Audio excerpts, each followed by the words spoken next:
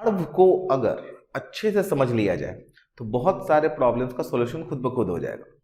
आपको टेंस के स्ट्रक्चर याद नहीं करने पड़ेंगे। आपको जो फंडामेंटल प्रॉब्लम इंग्लिश में आते हैं वो फंडामेंटल प्रॉब्लम इंग्लिश में आने समाप्त हो जाएंगे। तो वर्ब को आखिर में पढ़ा कैसे जाए, सवाल यह है कि वर्ब की पढ़ाई कैसी होनी चाहिए। वर्ब कहाँ से पढ़ना शुरू करते हैं। वर्ब लिखा गया, वर्ब, अच्छा वर्ब होता क्या है समझेंगे इसको। वर्ब क्या होता है, सबसे पहले जब वर्ब बनाया गया तो वर्ब को दो सेक्शंस में क्लासिफाई कर दिया गया। पहले सेक्शन का नाम दिया गया मेन वर्ब, समझा जाए, और दूसरे सेक्शन का नाम दिया गया हेल्पिंग वर्ब। लगभग ये सबको पता होता है, मेन वर्ब और हेल्पिंग वर्ब, समझिएगा। अच्छा फर्दर मेन वर्ब को दो भागों में बांटा गया। पहले का नाम दिया गया फाइनाइट, इसका भी नाम आपने सुना होगा, और दूसरे का नाम दिया गया नन फाइनाइट, समझा जाए, ये भी नाम आपने सुना होगा, फाइनाइट और नन फाइनाइट। लेटर ऑन आगे जाके फाइनाइट को दो भागों में बांटा गया। पहले का नाम है हमारे पास ट्रांजिटिव, और दूसरे का नाम आपके पास है इंट्रांजिटिव। इसी बीच जो हमारे पास नन फाइनाइट वर्ब है, नन फाइनाइट को तीन सेक्शंस में बांटा गया। तीन टाइप के नन फाइनाइट आपको देखने को मिलेंगे। पहले का नाम है आपके पास इन्फिनेटिव, दूसरे का नाम है आपके पास जिरंड, और तीसरे का नाम है पार्टिसिपल। तो ये हो गया मेन वर्ब का एक पूरा स्ट्रक्चर आपके सामने। वर्ब को मेन वर्ब और हेल्पिंग वर्ब दो हिस्सों में बांटा गया। मेन वर्ब को दो हिस्सों में बांटा गया, क्लासिफाई किया गया, फाइनाइट और नन फाइनाइट। और फाइनाइट को दो हिस्सों में हम लोगों ने वहाँ पे क्लासिफाई कर दिया, ट्रांजिटिव और इंट्रांजिटिव। नन फाइनाइट तीन टाइप के होते हैं, इन्फिनेटिव, जिरंड और पार्टिसिपल। पहले स्ट्रक्चर ले लेते हैं, फिर पढ़ाई को शुरू करते हैं अच्छे से। हेल्पिंग वर्ब को दो हिस्सों में बांटा गया। पहले हेल्पिंग वर्ब का नाम दिया गया प्राइमरी हेल्पिंग वर्ब, और दूसरे हेल्पिंग वर्ब का नाम दिया गया मॉडल। इसको कुछ लोग मॉडल हेल्पिंग वर्ब भी कहते हैं, कुछ लोग प्राइमरी हेल्पिंग वर्ब भी कहते हैं। देखिए प्राइमरी हेल्पिंग वर्ब और ये हो गया मॉडल। अच्छा, अब ये समझने वाली बात है कि किसी भी व्यक्ति हो गए, वस्तु हो गए, या कोई भी एक सोशल रूल ले लीजिए, किसी को भी अगर किसी प्रजाति को दो सेक्शंस में क्लासिफाई किया गया है तो कुछ तो कारण रहा होगा। जब चीज़ों की संख्या ज़्यादा हो जाती है, या उनके यूजेस के तरीके अलग अलग हो जाते हैं, या उनका रहन सहन अलग अलग हो जाता है, या उनके पैटर्न अलग हो जाते हैं, तब उनको हम लोग क्लासिफाई करते हैं, अलग अलग रूपों में बांटते हैं। तो जाहिर सी बात है कि दोनों को अगर दो अलग अलग रूप में बांटा गया है तो कुछ तो फर्क होगा। तो वर्ब का जो मेन वर्ब होता है, इसके 5 फॉर्म होते हैं। कितने फॉर्म होते हैं? 5 फॉर्म्स, याद रखा जाएगा। और हेल्पिंग वर्ब के 5 फॉर्म नहीं होते हैं, सिंपल एंड इजी, ये समझा जाए। जिसका भी 5 रूप होगा, जिसके भी 5 फॉर्म होंगे, उसको मेन वर्ब कह दिया जाएगा। जैसे कम, केम, कम, कमिंग, कम्स, 5 रूप हो गए। गो, वेंट, गॉन, गोइंग, गोज, 5 रूप हो गए। तो जिसके भी 5 फॉर्म्स होंगे वो मेन वर्ब होगा। जिसके 5 फॉर्म नहीं होंगे वो हेल्पिंग वर्ब होगा, सिंपल एंड इजी। जैसे कभी आपने सुना है शुड का शुडिंग, कैन का कैनिंग, नहीं सुने हैं, मतलब इसका आपका चौथा या 5वां फॉर्म नहीं होता है, मतलब ये मेन वर्ब नहीं है। सिंपल एंड इजी, इतना आप इसको समझ सकते हैं। तो अब जरा आगे देखते हैं। सबसे पहले ध्यान में रखा जाएगा verb, main verb, helping verb. Main verb, finite, non finite, सभी को अलग अलग हम लोग डील करेंगे, समझते चलेंगे। अभी फंडामेंटल कॉन्सेप्ट ले लेते हैं। फाइनाइट 2 भाग में, ट्रांजिटिव और इंट्रांजिटिव। नन फाइनाइट 3 टाइप के, इन्फिनेटिव, जिरंड और पार्टिसिपल। यहाँ प्राइमरी हेल्पिंग वर्ब और मॉडल्स। मॉडल्स की संख्या इंग्लिश में कितनी होती है? 13 संख्या होती है मॉडल्स की इंग्लिश में। Can, could, shall, should, will, would, may, might, must, need, dare, use to और आउट टू। इनको भी सेपरेटली पढ़ेंगे अलग अलग। प्राइमरी हेल्पिंग वर्ब बहुत इंपॉर्टेंट है। प्राइमरी हेल्पिंग वर्ब इंपॉर्टेंट है, इसको थोड़ा डीपली देखना आपको पड़ेगा, क्योंकि प्राइमरी हेल्पिंग वर्ब को 3 ग्रुप में बांटा गया। पहले ग्रुप का नाम है बी ग्रुप, दूसरे ग्रुप का नाम है हैव ग्रुप, और तीसरे ग्रुप का नाम है डू ग्रुप। इसको बी फैमिली, हैव फैमिली और डू फैमिली भी कहा जाता है।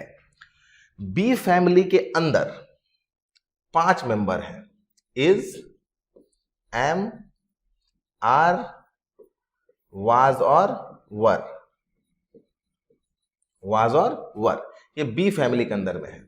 हैव फैमिली के अंदर में 3 मेंबर है, एक खुद हैव, दूसरा हैज और तीसरा हैड।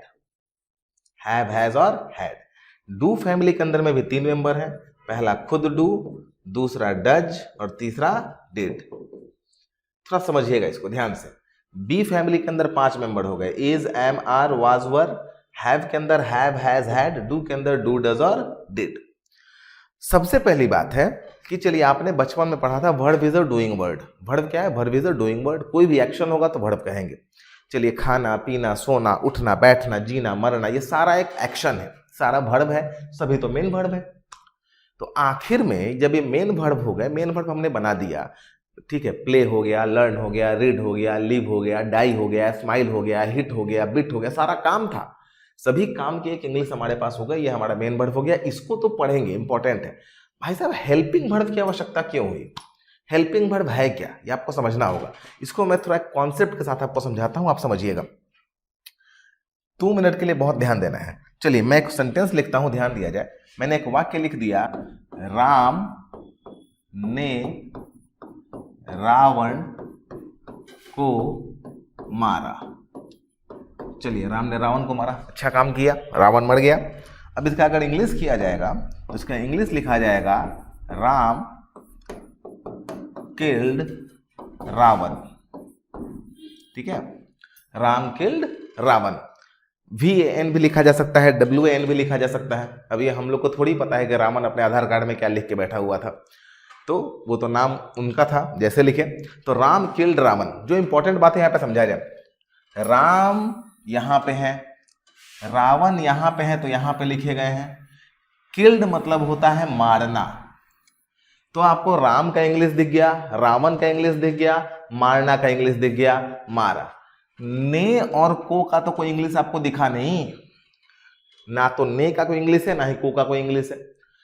लेकिन ये इतने इंपॉर्टेंट वर्ड हैं कि अगर मैं यहां से, ध्यान से देखा जाएगा, अगर मैं यहां से ने को हटा दूं, यहां से को हटा दूं, और मैं यहां पे लिख दूं को और यहां पे लिख दूं ने, तो बहुत बड़ा बवाल हो जाएगा।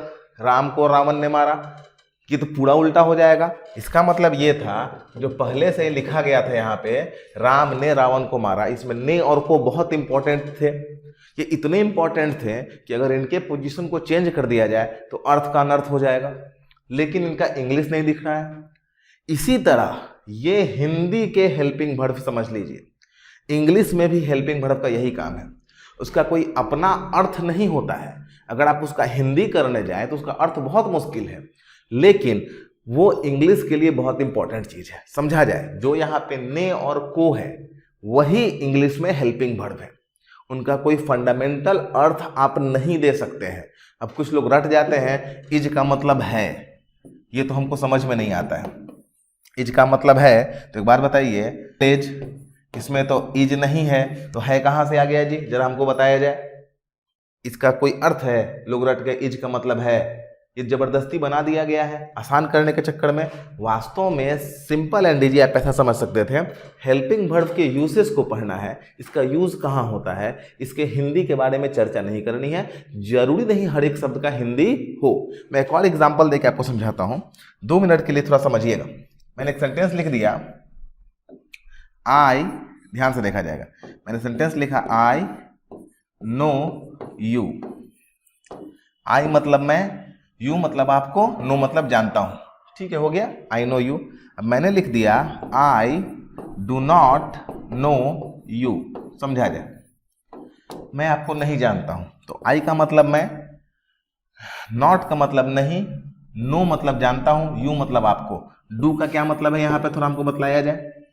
डू का कोई मतलब है यहाँ पे, डू का कोई अर्थ है यहाँ पे, डू का अर्थ नहीं है। तो डू यहाँ क्या है, हेल्पिंग वर्ब है। डू क्या है, हेल्पिंग वर्ब है। That's helping verb. Helping verb की हिंदी के चक्कर में ग्रामर को बर्बाद तो नहीं कर लेंगे ना, ये समझना होगा आपको।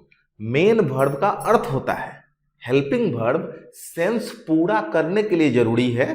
जैसे यहाँ पे इस एग्जाम्पल में हमारे पास ने और को थे हिंदी में, उसी तरीका से इंग्लिश में भी सेंस पूरा करने के लिए जो जरूरी है वो हेल्पिंग वर्ब है। उसका हिंदी हो ये जरूरी नहीं है, लेकिन मेन वर्ब का एक अर्थ जरूर होगा। तो ये फंडामेंटल फर्क होता है हेल्पिंग वर्ब और मेन वर्ब में। मैं उम्मीद करता हूँ कि आप लोगों को समझ में आ गया होगा कि हेल्पिंग वर्ब और मेन वर्ब में बेसिक फर्क क्या है। इसीलिए मैंने कहा कि मेन वर्ब का अर्थ होता है और ये हेल्पिंग वर्ब है। तो भाई साहब इसको बनाया क्यों गया? क्योंकि इंग्लिश में सेंस पूरा करना भी जरूरी था, मतलब पार्टिकुलर सेंस के वजह से हेल्पिंग वर्ब को बनाया गया है। मतलब कि अगर आपका हेल्पिंग वर्ब सेक्शन खराब हो जाए तो आप सेंटेंस को अच्छे से एग्जीक्यूट नहीं कर पाएंगे। यही सेक्शन होता है कि आपको पूरा अर्थ समझ में आ जाता है, बट आप जब आप उसको लिखने जाते हैं तो लिख नहीं पाते हैं, सही से बोल नहीं पाते हैं। कभी सेंटेंस में आप समझते कुछ और है, लेखक लिखा कुछ और होता है, क्योंकि आपके पास हेल्पिंग वर्ब का कॉन्सेप्ट नहीं है।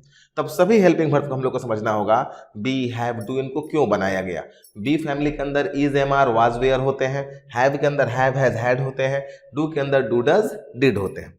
अब इसको थोड़ा डीपली में हम लोग देखेंगे तो हमारा अगला सेक्शन जो है वो हमारा है यूज ऑफ हेल्पिंग वर्ब। सबसे पहले पढ़ेंगे प्राइमरी हेल्पिंग वर्ब और आगे सेक्शंस में आगे डिस्कस किया जाएगा। तब तक के लिए थैंक यू वेरी मच।